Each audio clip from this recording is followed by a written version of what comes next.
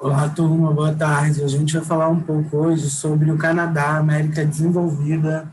A gente vai fazer uma revisãozinha, é o capítulo 12. Eu vou pedir para todo mundo acompanhar no livro. Eu vou projetar a tela aqui para a gente começar a nossa aulinha, tá? Bom, gente, como eu falei, o capítulo 12, né, para a gente acompanhar, a gente vai falar um pouco da divisão política e de divisão territorial do Canadá. Bom, o Canadá é um país localizado na América do Norte ou América anglo-saxônica. Seu território encontra-se no hemisfério norte ocidental. Na costa do oeste é banhado pelo Oceano Pacífico, na costa leste pelo Oceano Atlântico e o Mar Labrador ao norte, do Labrador ao norte e pelo Mar Belfort. O país possui o segundo maior território do mundo, superando somente a Rússia. Ocupa uma área de 9.976,139 km², onde vivem cerca de 33,5 milhões de habitantes. Bom, aqui a gente tem um mapa do Canadá, que a gente pode ver a divisão política também na página 430, né? Que a gente vê que é o segundo maior país do planeta, sendo superado apenas pela Rússia, como a gente falou há pouco tempo atrás. Bom, grande parte da sua população está estabelecida na extensão da fronteira com os Estados Unidos, que é de cerca de 6.000 km², ao extremo sul do país. Os centros urbanos não se distanciam mais de 350 quilômetros da fronteira entre os dois países. A concentração da população nesta região ocorre em decorrência do clima frio que predomina no país. Bom, então a gente está falando que o Canadá tem um clima frio, né? Ele é próximo ao polo. Então, o norte é muito frio, apresenta característica polar, o que impede o processo de urbanização na região. Ou seja, o Canadá também tem muitas áreas inóspitas, né, que não tem vida. A população canadense é formada por povos autóctones, asiáticos e principalmente os europeus, de origem britânica e francesa. Esse último dado faz com que o país possua línguas oficiais como o inglês e o francês. Bom, a gente vê que a colonização francesa e a colonização inglesa é muito grande, né? Muito importante essas duas culturas na região. O território é extremamente urbanizado, pois 80% da população vive em cidades. Isso ocorre do nível que a industrialização e a atividade rural desenvolvida de forma intensiva e mecanizada. O Canadá apresenta um dos melhores indicadores sociais do mundo, né, que a gente tanto fala do IDH. Desse modo, seus índices de analfabetismo são baixos, assim como a mortalidade infantil e a natalidade. A população canadense está envelhecendo, a baixa de natalidade aliada à boa expectativa de vida, que é de 80,4 anos, possui uma carência de mão de obra, pois aproximadamente 15% da população tem mais de 65 anos.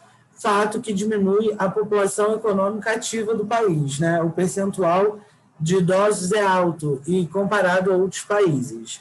O desenvolvimento de mão de obra suficiente para o setor produtivo tem promovido o ingresso no país com um grande número de trabalhadores estrangeiros, né? Tem muitos imigrantes que vão para o Canadá em busca de empregos. É bom lembrar que isso acontece somente em períodos que a economia está aquecida. Bom, vamos falar um pouco da cultura canadense, né? Ela resulta de uma mistura de colonização inglesa com a colonização francesa e também tem a grande questão dos indígenas que viviam nessa área, que muitos povos foram dizimados, né? Os filhos dos colonos com o povo indígena Unite são chamados de metis. Esse aspecto multicultural é percebido principalmente nos idiomas, pois as duas línguas oficiais, né? O francês e inglês, e várias outras línguas indígenas de várias outras etnias. Os nativos Inuit são outro grupo indígena que foram bem tratados. Seu território foi invadido e as populações confinadas em reservas. Muitos tiveram seus filhos arrancados de sua convivência, inteiramente em escolas onde recebiam educação ocidental, para que fossem adaptados a qualquer traço da sua cultura. Então, eles impunham a sua cultura através da escolarização, né? Era uma forma de impor a cultura ocidental.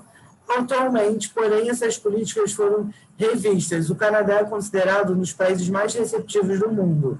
Mantém uma política de tolerância religiosa e cultural e busca manter a tradição dos povos ancestrais, ou seja, busca resgatar essa cultura que foi perdida, né? Foi dizimada pelos colonizadores. O Canadá atraiu asiáticos que foram empregados como operários em minas, ferrovias, a partir do século XIX e durante o século XX. O Canadá é tão grande quanto inóspito. Tem 4 estações do ano bem definidas. Assim, em verão, ele pode registrar 35 graus, como no inverno, 50 graus negativos, menos 50 graus. Né? A oscilação da temperatura depende da região. O clima limita a oferta de terras agricultáveis e a pouca disponibilidade de lavouras, na maioria do seu território. O território é banhado por numerosos rios e é cortado por diversas cadeias montanhosas. O clima temperado do Canadá varia conforme o relevo, né? Então, a gente vê que a importância do relevo, como a gente vem falado nas últimas aulas, a importância do relevo no clima, os resultados que isso vai dar no tipo de vegetação, né, no tipo de agricultura que a gente tem em determinado local.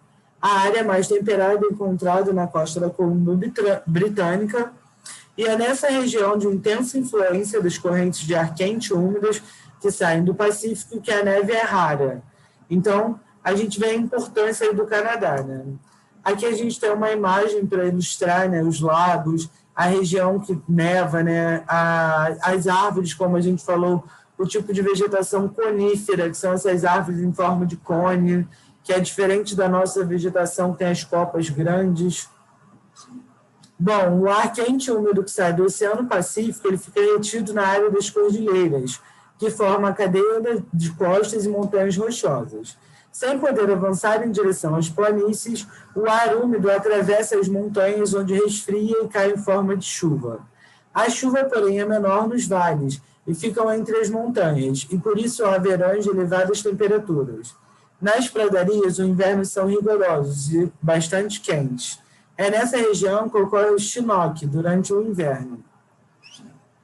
A diversidade natural do Canadá convida turistas de todo o mundo e atrações de inverno são a maior procura pelos visitantes.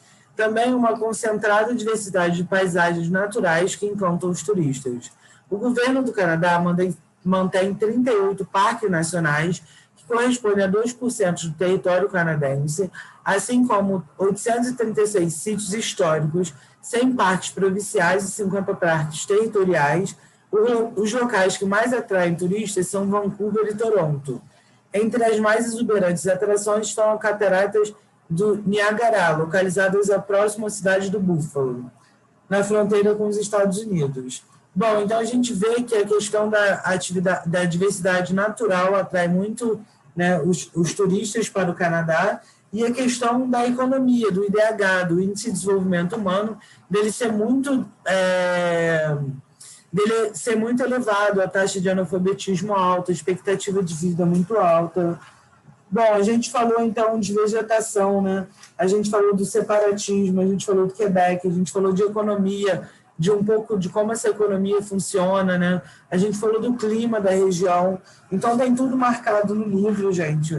Essa foi a nossa revisão. Se vocês tiverem alguma dúvida, por favor, entrar em contato comigo, que a gente tira as dúvidas, tá bom? Uma boa tarde e um bom dia para vocês.